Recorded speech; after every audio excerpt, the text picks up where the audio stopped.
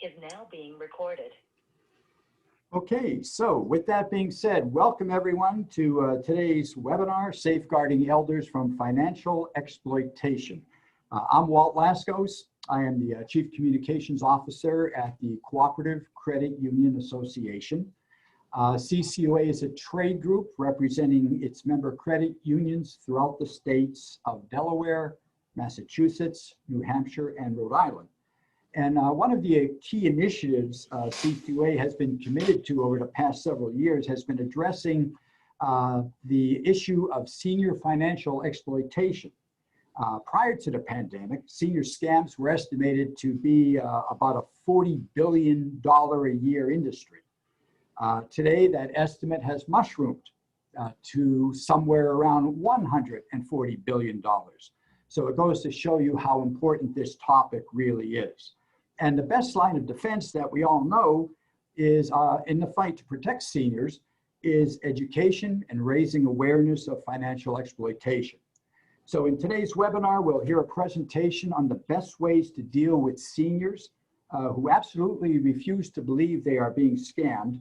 And then that will be followed by a discussion of experts on the subject of senior financial exploitation. And that panel will consist of Sunny Mulligan-Shea. Sunny is the Victim Witness Advocate, Elder Abuse and Exploitation Unit at the New Hampshire Department of Justice. Sunny, give a little wave so we can see, there you are. Okay, Brian Townsend. Brian is the Assistant Attorney General. He's the with the Consumer Protection and Antitrust Bureau, Elder Abuse and Exploitation Unit, also with the New Hampshire Department of Justice. Brian, there you go. Pleasure to have you with us. Michaela Driscoll. Michaela is the Elder Abuse Investigator with the State of Rhode Island, Office of the Attorney General. Michaela. Gina Schellenberg. Gina is the Deputy Director of Consumer Protection, Chair of the Senior Protection Initiative with the State of Delaware, Department of Justice. Gina, thank you for being with us today. Michael Festa, my buddy, he is the State Director with the AARP, Massachusetts. Michael, good to have you with us. And finally, we have Terry Choate. Terry is the co-founder, CEO, and president of Blue U Defense.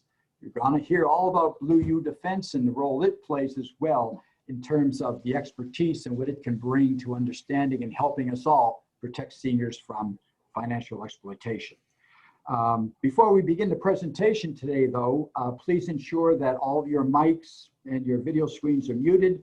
If you have a question, please click the Q&A icon. You'll see at the bottom of the video screen, there's a Q&A icon. Click there. You could type in any questions for any one of us and we'll respond back to you.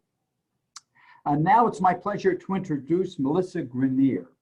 Melissa is the Regional Manager for the New Hampshire Alzheimer's Association. And Melissa will set the stage for today's discussion, helping us to understand the best way to deal with seniors in convincing them that they are the victim of a scam. Melissa, I'll turn the controls over to you now. Okay, let me share my screen. I can only see the panelists, so can you give me a thumbs up if you can see the purple presentation? Sunny can't see it. No, negativo. Not there okay. yet. Not there yet. Hold on. All right, let's Go try. back, try again. Yes, let me go back. Hold on. That's funny. I know. We just did this yesterday. Oh, you know what it is? I think you're probably looking at the wrong screen. That's probably why. You're probably looking at my emails or something. Okay, let's try this again. There we go. That should be the right screen. How about now? Now we have it. Lots of purple. Represent for the Alzheimer's. Sorry about that. You're probably, like I said, you're probably looking at my email or a note from last night. So hi everybody, good morning. As Walt said, my name is Melissa Grenier. I'm the regional manager for the state of New Hampshire for the Alzheimer's Association. We are, New Hampshire is part of a 2-state chapter for the Alzheimer's Association, but I just oversee the strategic implementation of our programs and services in the Granite State. And many of the panelists, and I'm sure many of the people who are participating today are folks that I've bumped into and have worked with on a number of occasions, and we appreciate your support and partnership. So forgive me while I did change the title of the presentation versus what you had sent out. So what I'm going to be talking about today, there's probably about a dozen slides. It'll probably be about 20 minutes, and then we'll move on, as Walt said, to our other panelists, and then we'll have plenty of time for Q&A. So the program today is maximizing your relationship with resistant or confused customers. So that could be an older adult, it could be someone with memory loss. Obviously, folks with memory loss are the bread and butter and sort of have been my entire career for 18 years, but certainly you will see eventually, if you haven't already, you know, resistant or confused customers for other reasons as well. So one thing I do want to say is that there's no magic fix. So I'm going to give you background information to start with about why people may be confused in the first place, especially as it relates to dementia. Just a couple of objectives. Again, I'm not going to be with you for 2 hours like some of the other programs I do. So just want to give you a couple slides on dementia, just so all of you have that kind of foundation for knowledge about what we're going to be talking about. Changes in the brain that impact safety. And that's not just driving or wandering. We're not even touching on that. We're talking about, you know, personal safety, financial safety, those and so forth. And then we'll talk about strategies for how you can work with those customers to really maximize your interaction with them. Before we talk a couple slides on Alzheimer's disease and dementia, I just wanted to throw a couple of our fact sheets up here. Obviously, we're a two-state chapter for New Hampshire and Massachusetts. So in New Hampshire right now, I mean, and it's probably hard for all of you to see, there's a lot of information, so I'm going to highlight a couple things. In New Hampshire, which is obviously where I work, right now we have 26,000 people living with Alzheimer's disease specifically. That doesn't count the other types of dementia that do exist, like vascular dementia, which is caused from a stroke or a mini stroke, or frontotemporal dementia, or a Parkinson's dementia, or Lewy body dementia, or a whole host of other dementias.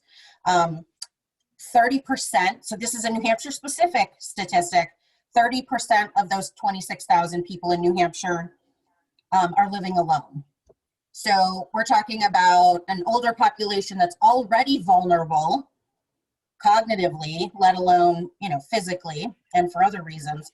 And then we have, you know, almost a third of them living alone. So those tend to be the folks that fall through the cracks, may end up working with APS, may be starting to have some issues with their, you know, with their finances when working with you know, banking institutions and financial institutions.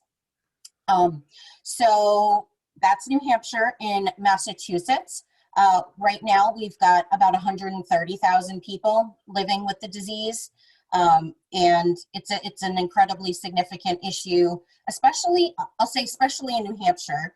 The numbers are supposed to rise more quickly in New Hampshire. We are the second oldest state in the country per capita based on our population. Maine is first, New Hampshire is second, and Vermont is third. So I always like to joke that there must be something good in the water up here in northern New England. Some quick facts about dementia. Diseases like Alzheimer's disease that cause dementia are irreversible degenerative brain diseases. They slowly get worse over time. They are destroying brain cells or neurons, depending on what you want to call them. And it's ultimately fatal, meaning, unfortunately, we don't yet have a survivor of Alzheimer's disease, but hopefully, you know, we hope to change that in the next decade or two.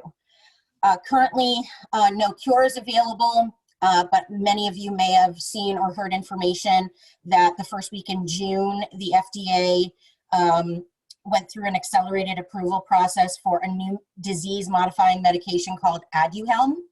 And there's quite a bit of conversation happening about that, but I'm not here to talk about research, but that's a brand new medication. We haven't had a brand new medication in maybe 16, 17, 18 years. I only remember that because I was a pharmacy technician in college.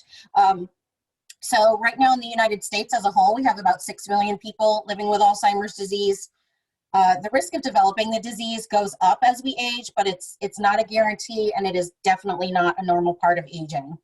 And just a super quick and dirty definition of dementia is cognitive decline significant enough to impact your day-to-day functioning.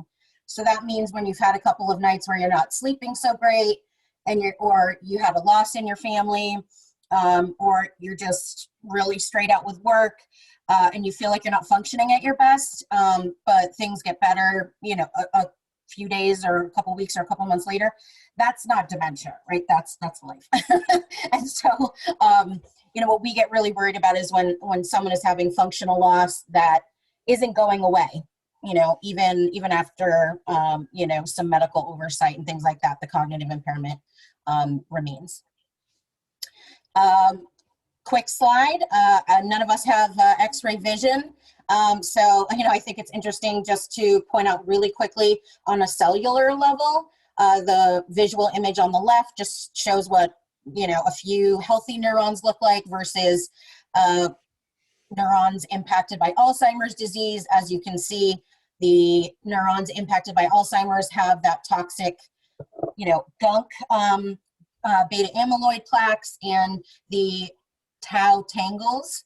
And what happens with those materials, those proteins, is that they build up in between and inside brain cells and cause those brain cells to malfunction, basically atrophy, which causes, when we move over to the other picture on the right-hand side of the slide, we see a healthy brain on the left-hand side. A healthy adult brain weighs about 3 pounds.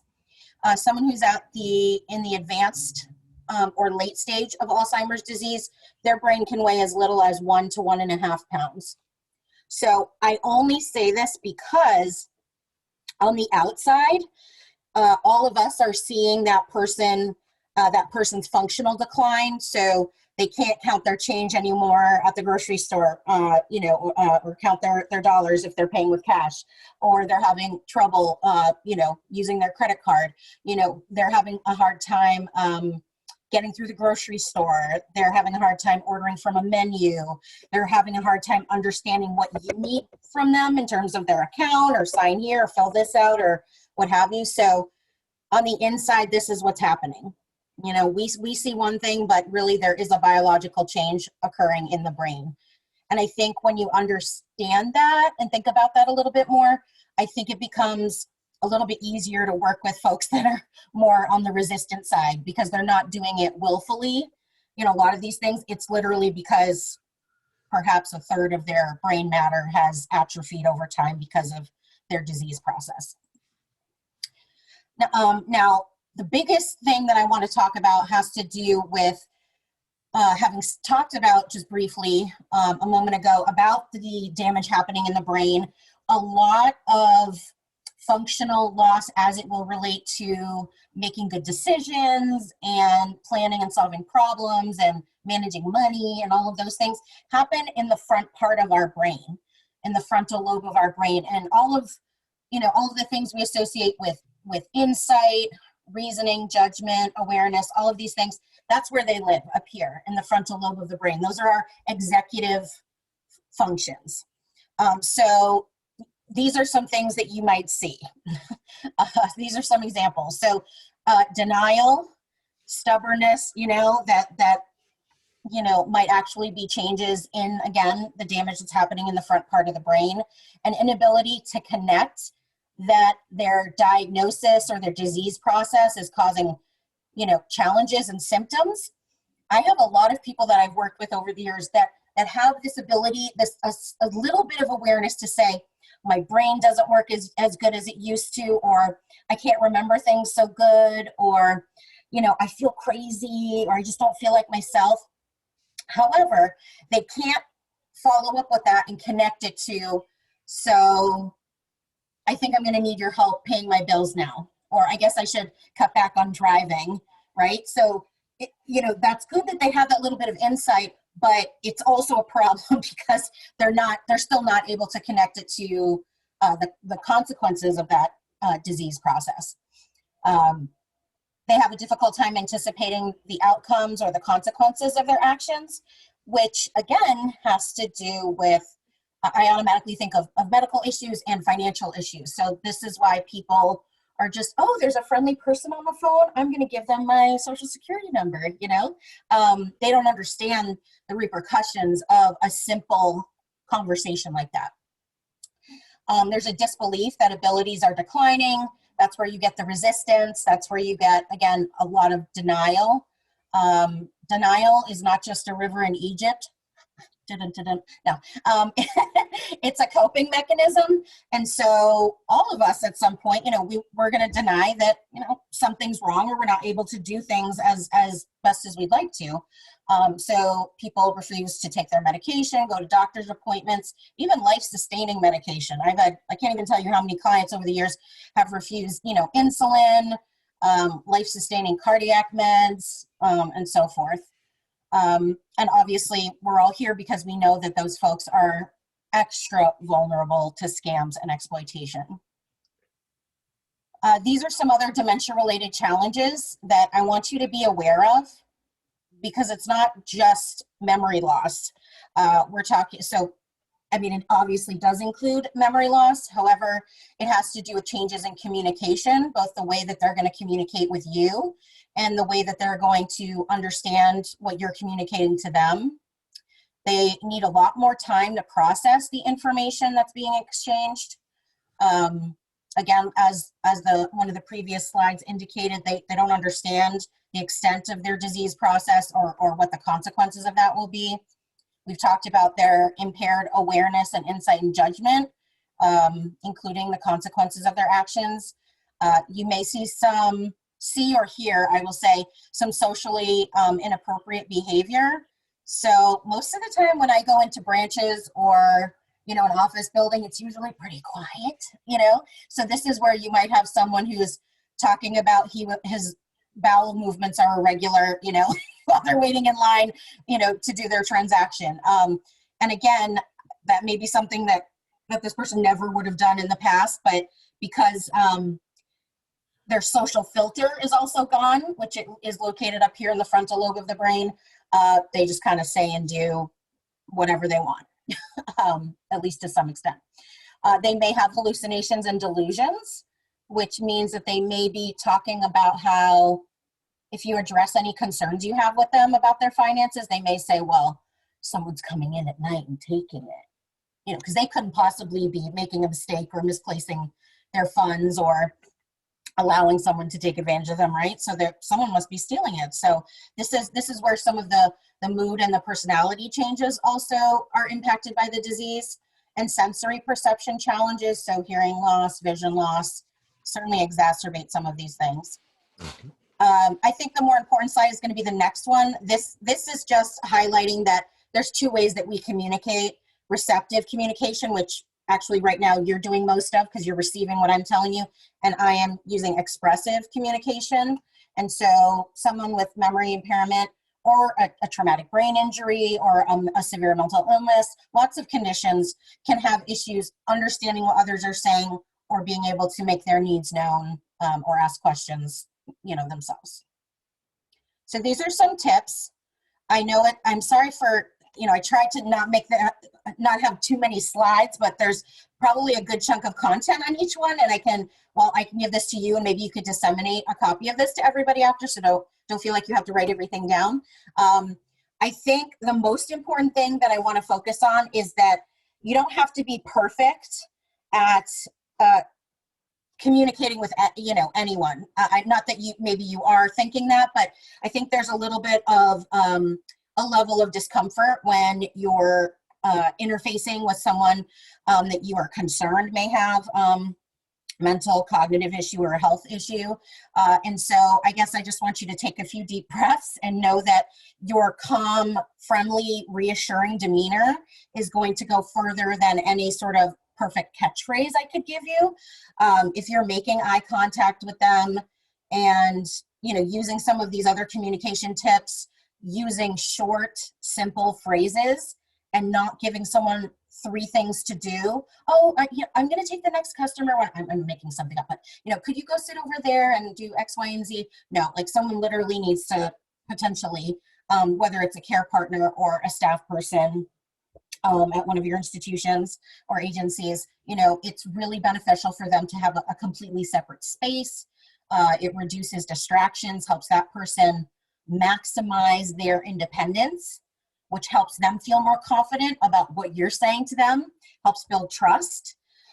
So you taking the initiative to explain things to them, maybe even more than once, explain your concerns, speaking slowly and clearly is really going to be helpful. And also encouraging, and I know many of you do this already, but encouraging trusted family members and that person's support system to be involved, so that it's not just the person with the memory issue or the cognitive impairment, you know, so that there's another set of ears to be there to support and to maybe help them fill out paperwork or to help them follow up with something you may need.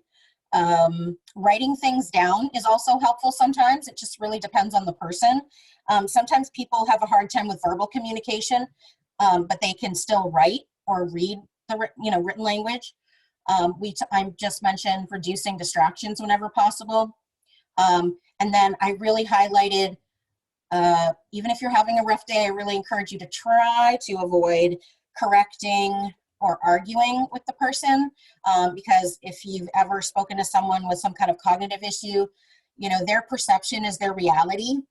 And I don't want you wasting time and energy getting sucked into what might being an argument, which, you know, doesn't feel good when you're, you know, trying to be professional, doesn't feel good for that person either. So if you feel like it's escalating verbally, then you could just say, you know, okay, you know, and I've had to do this many, many times, and I'll just say, okay, you know, I do have some concerns, but, you know, that's certainly not why you came in here, or maybe it is, and, you know, but maybe we could talk about it in a couple days, you know, because I don't want to have things be overwhelming, and, you know, I want you to be able to do what you need to do. So just, you know, sort of, you know, bringing things back, and just, you know, sometimes we do have to let it go, and it's going to take time for you to frankly get your point across to either that person or their family. And I mean, this is close to home for me, and I was telling Walt this yesterday, because I did elder guardianship in Western Massachusetts for, there was a grant through the Executive Office of Elder Affairs for Jewish Family Service of Western Massachusetts. So for 3.5 years, I was a person who, for all intents and purposes, was the physical guardian on behalf of my agency. So a lot of the indigent seniors that I worked with, all of them had some form of memory impairment, and many of them had been financially exploited or abused. So I know many folks who have been devastated financially because of other people. These are some behavioral changes that you will also see, like, you know, repeated questions or statements, resistance to or refusing assistance. I mean, you could pretty much expect that. I would say it's probably an anomaly, I hate to say it, that someone's really like, oh, okay, great, thank you so much for telling me that, you know, I'm happy to give you whatever information you need. Because when you start talking about scams and people start thinking, well, maybe they want extra information from me too. And, you know, it can get a little tricky for them to try to figure out who they can trust, who they can't trust, and so forth. We're not going to be talking a lot about it today, but more than 60% of all folks with some form of memory loss will wander, especially when distressed or in high stress situations. They may rummage or search for things. So if there is a long line, you know, when waiting to do a transaction inside the branch, you know, they may start to just walk around, and they may start to just, you know, poke around at things. And that's not because they're trying to mess up your lobby or anything like that. That's just because maybe they're bored, or they feel like they need something to do, or they're confused. They hide or lose things. We talked about those hallucinations and delusions. And just really quickly, I mean, I'm a licensed social worker, but I want to identify what a hallucination is versus a delusion. So a hallucination is when someone senses something that's not real. So they hear a voice. One of my clients used to talk about an angel that was coming out of her light fixture over her dining room table. So that's hearing, seeing, feeling creepy crawlies versus a delusion, which is a false fixed belief. So a false belief could be, I had a client who was obsessed with his basement flooding. His basement never flooded.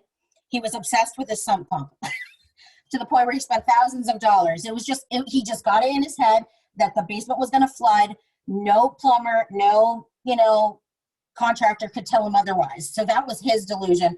We've heard of other people having delusions that they were, Jesus Christ, come back again, whatever. So a delusion is a false fixed belief. So sorry I didn't mention that before. I've mentioned it a couple of times. So these are sort of, we have a few more slides, but these are some things that over my 18 years I have learned, and they may seem simple, but I think they bear sort of just a sharing with you. Well, when you did the intro, you talked about increased education and awareness. So that's what I mean in this first bullet point where we're talking about, helping to prevent elder financial abuse begins well before a customer ever opens an account or starts working with you, right? And I feel like we all have an obligation as people in our respective states in the US to try to protect those that are most vulnerable. So I just want to let folks know what I mean by that. Again, don't worry about having some kind of perfect phrase or response for your customer. Focus on the relationship and the trust that you're building, because when we're looking at Rodin's, thinker sculpture here, long after they remember what you say to them, they're going to remember that you made them feel comfortable and safe, right? And that they can trust you. So even if you don't have the exact type of conversation you want, or it doesn't go great at all, if they leave and, they say, I know, or you say, sorry about earlier, I'm just a little bit concerned, but I think it's something that we can talk about in a few days and that sort of thing. They leave and they feel comfortable and reassured, then I would focus more on that as a success versus you feeling like, I said the right thing, and really what the work that I do, and hopefully the work that you do, has to do with that person or that family maximizing that independence and minimizing their distress. So if you can't have the conversation or the resolution that you want on a particular occasion, at least try to not let them leave being really upset, because that's, I don't think anybody wants that, really. Something else I talked to Walt about yesterday when we were kind of running through stuff is that Alzheimer's disease, as of a few years ago, is the #1 most expensive disease process in the United States. So when we're talking about many older adults who have fixed incomes, and the fact that many of those older adults have a cognitive impairment, and then add financial abuse or exploitation to that, it's just exacerbating those hardships. So we've got a really expensive disease process, #1 most expensive disease process, and less funds for, residential, for their rent, for their care, personal items, so forth. I wanted to share with you, you do not need to remember this, but, and I actually had to listen to how this was said because I hadn't heard it in a long time, but Anna Sanoja, okay, I did it. And so anyway, this is just a term for forgetting that you forget things. It's a clinical term. In Greek, it means without knowledge of disease. And basically it means that, the brain changes that a person is experiencing is causing them to believe that, hey, nothing's wrong. So again, this is why I say that a person is not disregarding what you're saying willfully. They're not, giving you a hard time. It's literally that their awareness and their insight is quite far gone, and that this is part of their disease, a very real part of their disease process. And I've mentioned before, it takes time, and I tell family members that too. That's why you got to start early when we're talking about introducing services into the home. introducing the idea or starting to talk about, moving a person. And we are constantly talking to families about making, or at least considering, but also, putting legal documents in place for representation should something happen, cognitively or medically. So, early. So if you're just starting to see some suspicious activity, starting to plant the seed that you're seeing things and you're keeping an eye on it, or letting customers know that you have some new systems so that, maybe they're caregivers who are coming who most often end up being perpetrators of financial exploitation. So they know that, there's some new sheriffs in town who are keeping a close eye on this type of thing. In terms of environmental things, I wanted to throw this in here because these are pretty simple and straightforward. I'm not going to go through all of them, but just making sure that people can find what they need as easily as possible. People with memory loss need at least 30% more lighting than a person without a cognitive impairment. Trying not to have really busy carpeting or flooring, making less clutter. I can't tell you that I've ever been to any kind of branch where it's been super, super cluttered, but yeah. And I'm sure you're gonna, be friendly, you're wearing your name tag and so forth. I don't want to completely focus a ton. There's 2 slides on this and then maybe a couple more slides and then that's it. I just wanted to put these 2 slides up here for phone conversations. Folks with memory loss do have a more difficult time communicating over the phone. So whenever we can maximize that, right? Allowing for more time, making sure that they can hear you, allowing for customers who may have a more difficult time to get through to a representative more quickly, trying to make things as concise and short and sweet as possible. And the reason why I'm focusing on all these things sort of leading up to maybe an interaction with a customer is because it's really important to understand the context in which this person is coming to you, right? If you didn't know any of this, you're just going to think someone's giving you a really hard time for no reason. Like you're just trying to help them, and normally or in the past, maybe they've been really receptive to that type of thing. And now as their disease process continues, or you don't even know that they have a cognitive impairment, it seems like they're just being really rude to you for no reason when there is this underlying condition happening. So this slide and the next one, again, talk about telephone and customer service skills. Just before someone ends a conversation, just whether it's in person or over the phone, is there anything you want me to, is there anything that we haven't covered? That's something I say when I'm in person talking to a family. Is there anything that we haven't gotten to yet that you want to make sure we do get to before you leave? And a lot of times people say, oh, yes, there was that one thing, and I thank you for reminding me. So it ends up being really helpful for people, and I think it's just conveys that dignity and respect for your customer. These are some dementia-friendly tips. I think these are things that we've either talked about or that I've made you aware of. I'm sure that you all are trying to encourage folks to have a power of attorney, and other representation for the future, so that if one or more, well, I'm sure plenty of your customers, if they can't make their own decisions, they have a representative to do that for them. These are our programs and services, and I did put my contact information down at the bottom. We have a great panel coming up, but I did sorry, it's tiny, but you're gonna get this, don't worry. But I did go through and list resources in New Hampshire and beyond, including AARP's, some of their fraud and financial abuse resources in New Hampshire, like ServiceLink, in Massachusetts, Connecticut, Rhode Island. Outside of New Hampshire, basically there are local area agencies on aging in every region. We don't have that in New Hampshire. We have, our statewide agency called ServiceLink. And again, I'm not going to walk through all of these, but those are there. And then that's the end. And I'm happy later on during Q&A to answer specific questions that do come up, or we can talk about one or more scenarios that maybe one of our panelists brings up. But for right now, I will unshare my screen and I'm going to turn it back over to you all to pass it to the next panelist. Okay, Melissa, thank you so much. That's certainly a lot of information, and this is good. I'm glad that we are recording this. Just a reminder, we will be recording this, or actually we are recording this webinar. It will be posted to our CCOA website.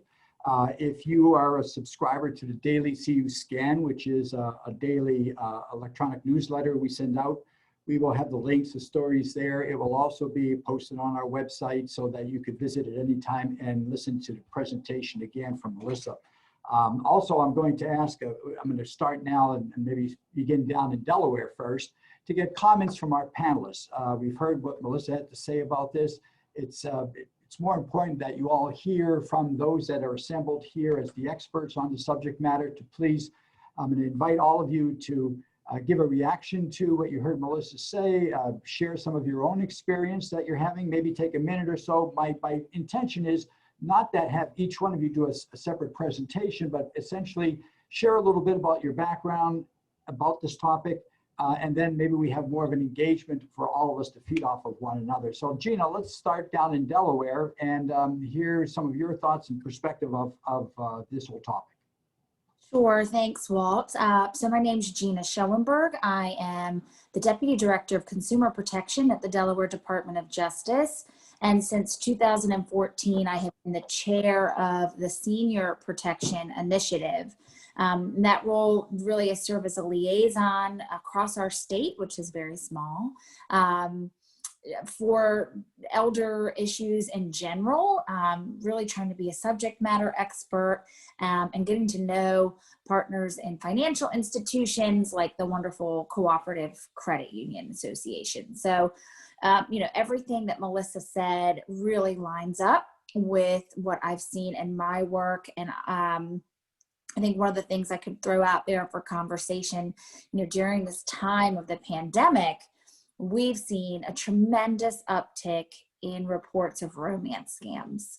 And if you think about, the isolation that many of our older community members have experienced, more so potentially than any other group, if you think about, not working, not being able to, all of our senior centers in Delaware have been closed. In fact, they still have not reopened. So, extreme isolation has created, a turn to other ways to, have company. And we've seen that the romance scams are just huge for that. So, I certainly have some thoughts about where financial institutions fit into that picture, but I also don't want to filibuster Walt and let other people go. Well, let's continue to move north. Thank you, Gina. Let's go to Rhode Island next and hear from Nicole. Hi, everyone. I'm Michaela. Yes. I'm sorry. That's okay. I'm Michaela Driscoll. I'm the investigator in our Elder Abuse Unit at the Attorney General's Office.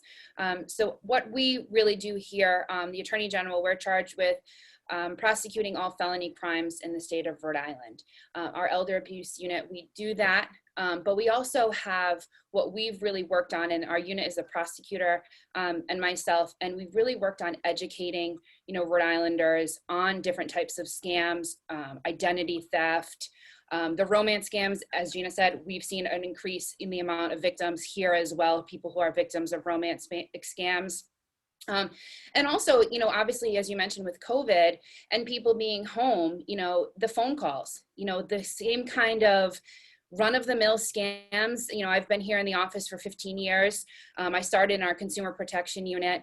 And that National Grid is our, electric company here is calling you and your bill is overdue and we're going to shut you off if you don't pay now. Things like that really still go on and that people fall for, unfortunately, every day.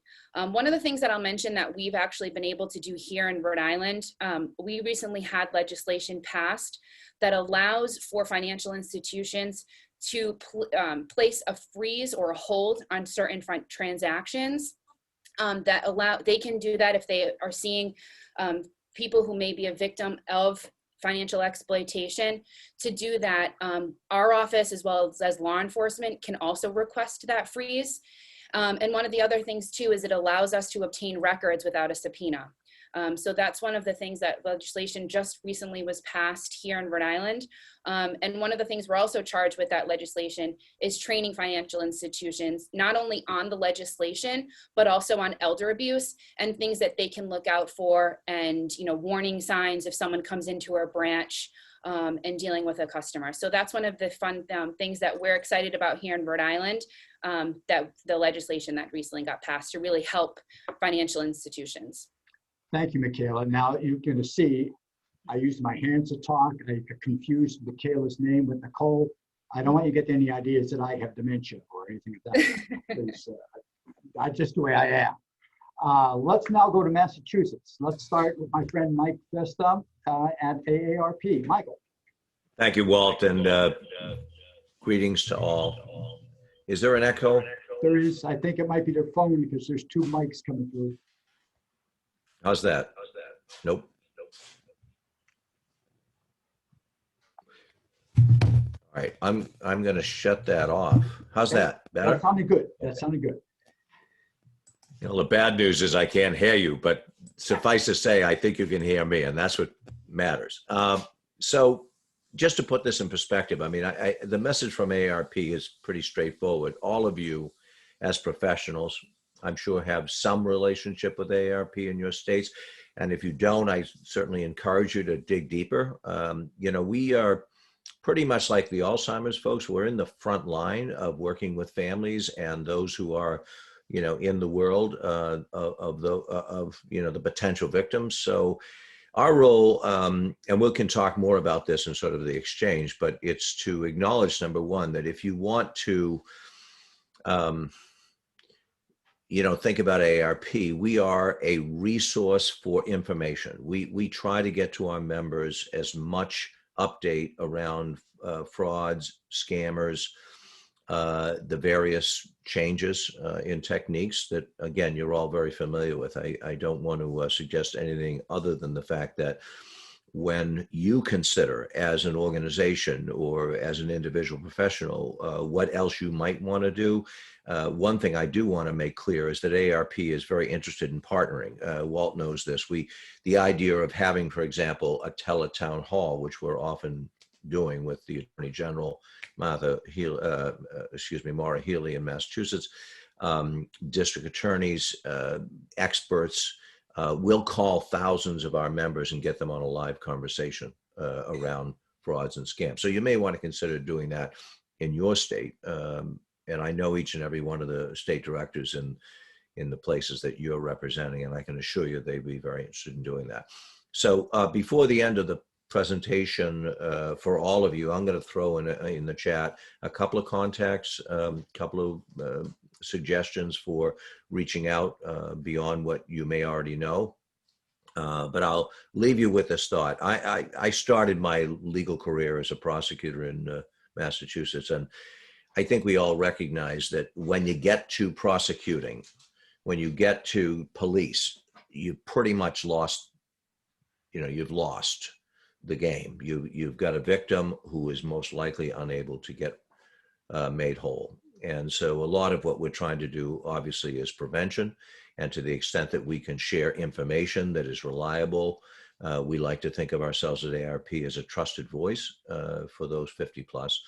And so in that way, we can play a critical role. So I'll leave it at that for the moment, and we'll go from there. Michael, thank you so much.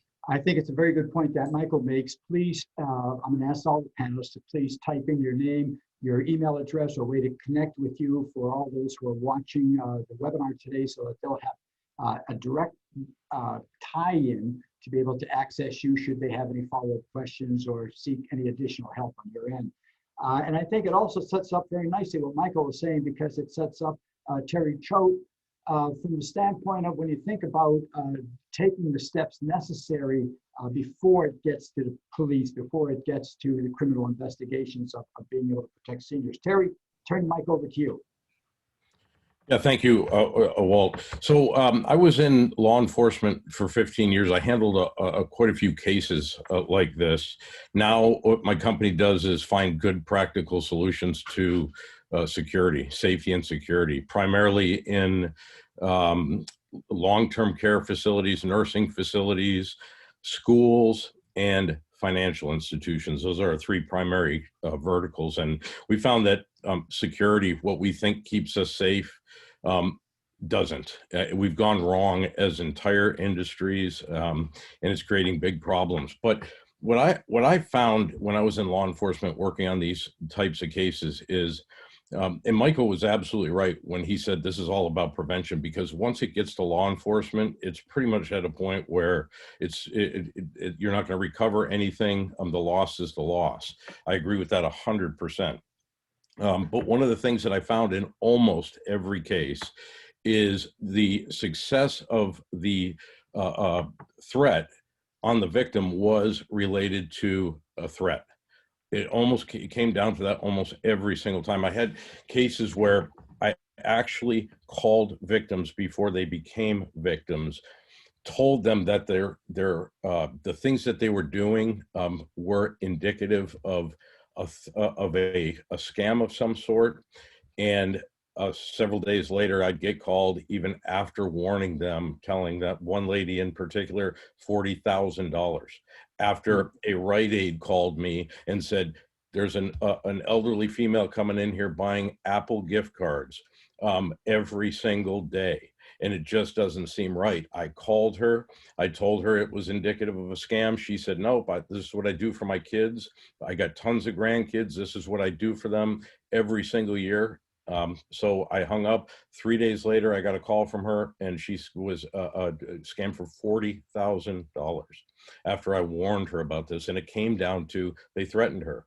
She was scared that they were going to hurt her. And in almost every case that I worked with, that was the bottom line of its success. So I think ultimately, that's one of the important things that I think we have to get to people, that to be careful of these threats and to check them out. And the other thing I'll tell you too is, in law enforcement, although I handled several cases like this, I had very little knowledge and experience of this stuff at all. And I think we need to do a much better job training law enforcement and having law enforcement do more proactive things in the communities to keep people, prevent them from becoming victims.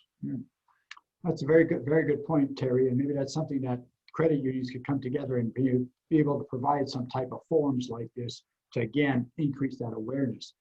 Let me now go up to New Hampshire and my friends in New Hampshire. Actually, I think we should start with Sunny first, Brian. Ladies before gentlemen. Sunny? Have to unmute. I'm good with Brian chiming in on anything I say. Brian and I work as a team, and we're in full agreement that, education is critical, which is why we're sitting here with all of you today. And I'm glad to say that we feel we've done a pretty good job. We work closely with Jeannie Tucker at AARP up here in New Hampshire, Todd Fahey, we work with Melissa Grenier. And to Terry's point, we also teach at the police academy. We teach all of their full-time academies and all of their part-time academies. What I do want to say is I never want anyone to underestimate the ability of these scammers to absolutely brainwash people, and people with or without dementia or Alzheimer's. They are masters of their trade. And so I think in many instances, the patience is critical in listening to them, and sometimes just giving them feedback as to what they're saying to you, repeating back to them, well, he has $2 million in the bank but it's frozen right now, so he can't get it. So then why does he need your $100 gift certificate? Why are you the only one in the world who can provide that? Sometimes just repeating back to them what they're saying to you in our outreach, as well as education to police, home care providers, nurses, senior centers, you name it. Anyone will talk to them. But we also just think, I agree, the education is critical, but Brian can talk to the fact that we also do the prosecution on elder abuse and exploitation cases here in the state of New Hampshire. So I'll hand it over to Brian on that. Thanks, Sunny. So yeah, as Sunny mentioned, my primary role is to investigate and prosecute cases of elder abuse and financial exploitation throughout the state of New Hampshire. We've had some success recently in prosecuting individuals for perpetrating scams throughout the state, including a large-scale grandparent scam case that involved 2 perpetrators from out of state and ultimately about 14 different victims throughout the state that fell victim to the grandparent scam. And what I can say is, and what I want to highlight is that the number one differentiator between those who lost money in that particular scam and those who did not was the financial institution asking questions about the high dollar cash withdrawal. So financial institutions, businesses, the credit unions throughout each of these states have a huge opportunity and a gigantic role in stopping these scams before they occur. And I think the key there is, if you see something a little, out of the ordinary, it's worth asking the questions because you could stop the money flying out before it actually goes. Brian, thank you so much. Before we wrap, there's a couple things. Let me remind everyone that this webinar is being recorded and it will be accessible on the Cooperative Credit Union Association website. So you can look for it there. Also, look at the chat room. You'll see email addresses for the presenters. So if anyone wants to follow up with a question. Also, we want to hear from you, either in the chat room, or you can send me an email to communications@CCUA. That's communications@CCUA. Let us know what you think about today's conversation. Should we do it again? Because obviously we're almost out of time and there's so much about this topic, and it's so important that we discuss it and stay sensitive to it and updated on it in order to protect our audiences, our seniors in particular, because we need to do everything we can to prevent it. I'm going to ask our panelists again, starting down in Delaware, for one final comment, and that might be focused on, if you think about it, what is the one major thing? Now, we heard what Melissa had to say in her presentation, but what is the one major thing that you hope that the audience today remembers that's very important to you from what you see in terms of protecting seniors? I'm going to ask each of you, and we'll just go back in the reverse order where we started, to please just share with us and with our audience the one thing that you really hope people take away from this webinar today. Gina, we'll start with you. Well, it has other colleagues on the phone have said it, but just, intervene. Don't be afraid to speak up, ask questions, building those relationships with your clients so that you're a trusted source. And I do just want to mention that in Delaware, we also have the ability to freeze, financial institutions have the ability to freeze a suspicious transaction for up to 10 days to reach out to the Department of Justice or local police for an investigation. And then once our office or other law enforcement office is involved, we can hold a transaction for another 30 days. So those tools are at your disposal in Delaware. And if you have any questions about that, please reach out to us. Okay, Michaela?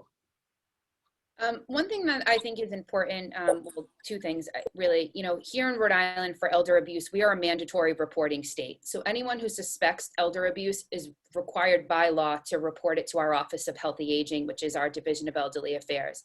So I think it's really important to find out in your state what the reporting requirements are for elder abuse, because it's not that you have to know for sure it's happening. If you suspect it, report it, because then, people are able to get involved and work to help that individual, whatever, the form of abuse is. Because to my second point, we know with elder abuse, polyvictimization happens. So if someone is a victim of financial exploitation, they may also be a victim of physical abuse. There could, they may be self-neglecting. Other forms of elder abuse could be happening. So it's really important to make sure that you report it so that services can be, put in place for the person. And that doesn't necessarily have just to be, law enforcement and prosecution. Someone might be in need of certain services because they're a victim of a scam and can no longer afford their rent or food. And there's a lot of programs, I'm sure, in all of your states that are available to help those victims. So it's really important to report. Michael? Okay, I had to shut my phone off again, Walter. My takeaways are the following. I think the key word is partnerships. You know, we're all doing our thing. We're all trying to be helpful, but leveraging our relationships to ensure that we can get more information out to more people is, I think, the way we can improve our work. And so I would encourage you again, you know, one of the things that we do is recognize that because the scams are constantly changing, the Fraud Watch Network, which we have, is not static. It just constantly gets refreshed. We've got like 59 podcasts on specific scams.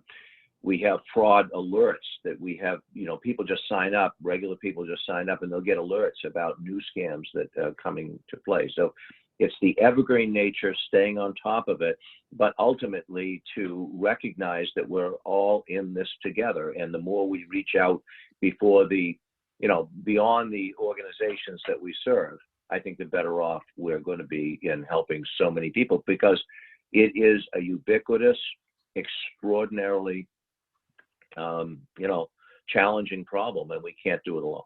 So those are my thoughts. And please contact yours. If you, like I said, if you don't know your own state director, just go aarp.org/whatever state you are, you know, say MA or NH or PE, and you'll get the contact information for your state AARP organization, and we'd love to be helpful.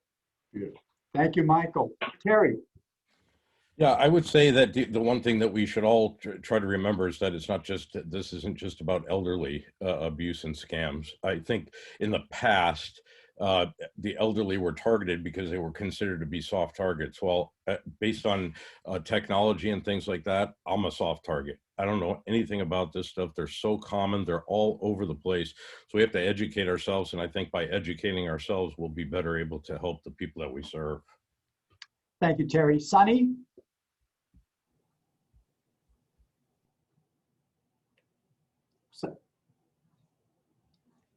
Brian, let's go over to you, and now we'll go back to Sunny.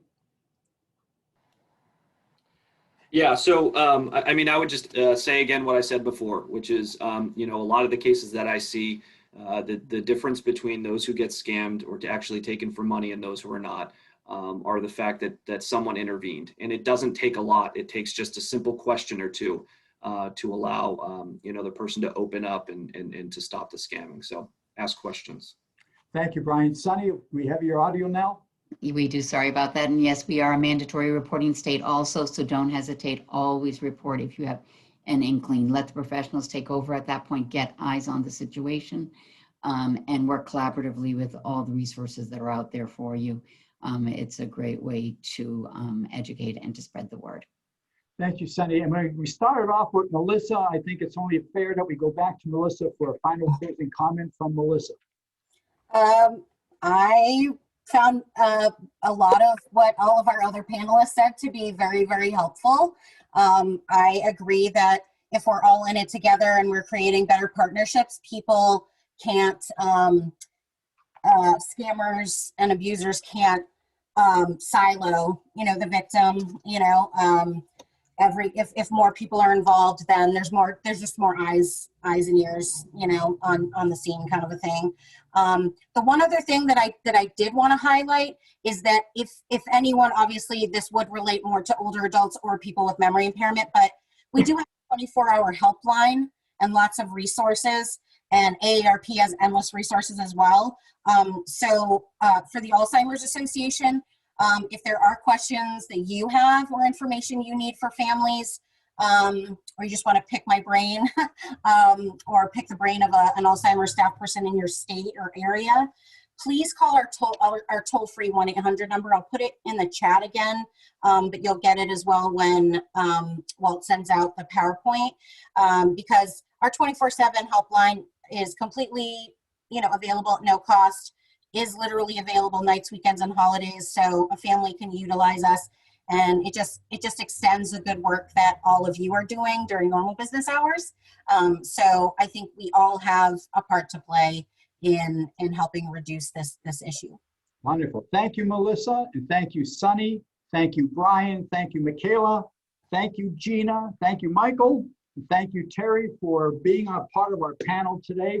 And I want to thank all of you, all of our attendees for participating in today's webinar. We hope that we brought you value. Again, please, I would like to hear from you. communications@ccua.org.